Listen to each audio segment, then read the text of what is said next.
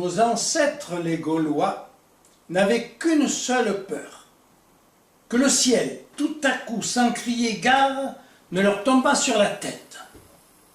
Pour le reste, francs buveurs, ripailleurs, trousseurs de femelles, ils considéraient la querelle comme un des beaux-arts, se massacrer allègrement les uns les autres et ressemblaient beaucoup, par leurs attitudes et leur caractère, à ce coq dont ils avaient fait leur mascotte et leur emblème.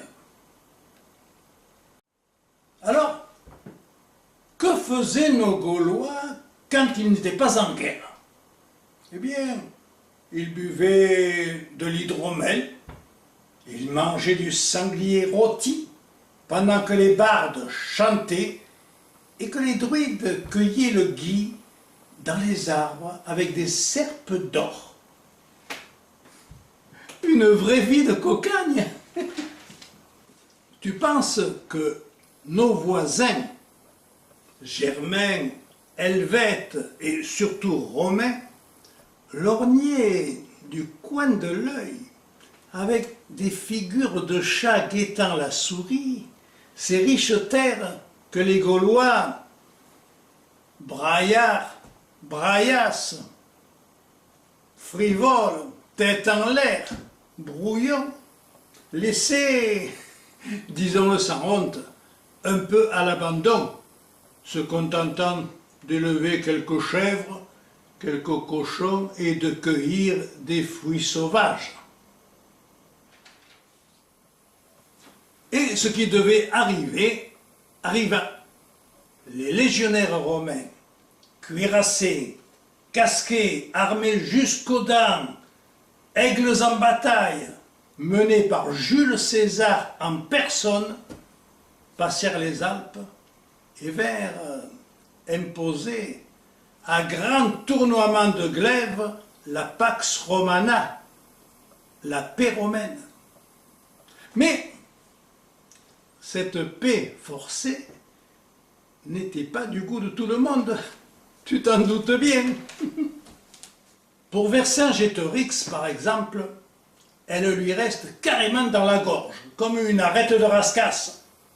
Alors, le voilà, qui s'agite de droite et de gauche, ameute les villages autour de lui, rassemble les différents chefs gaulois, crie très fort « La patrie est en danger !» ou quelque chose comme ça.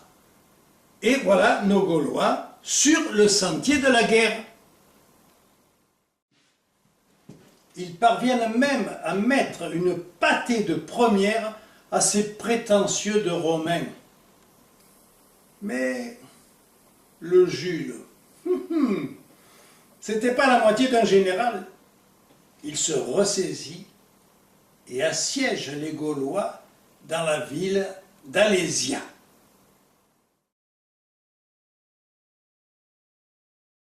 Les Gaulois sont sur le point de mourir de faim. Alors le bouillant Vercingétorix saute sur son plus beau cheval. Au fait, peu d'historiens se sont penchés sur cette énigme.